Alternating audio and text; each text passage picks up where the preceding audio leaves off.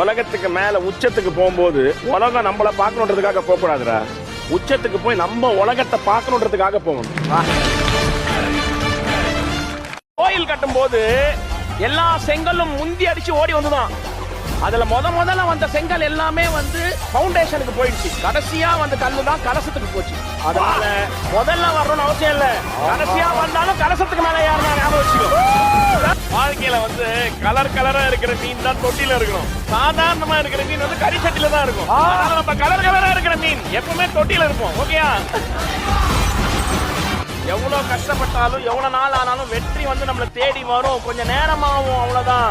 எங்களை பொறுத்த வரைக்கும் எங்களுடைய பெயின் மத்தவங்க சிரிக்கிறதுக்கா இருக்கலாமே தவிர எங்க சிரிப்பு மத்தவங்களுடைய வலிக்காக இருக்கக்கூடாதுன்றனால தான் நாங்க இங்க நிக்கிறோம்.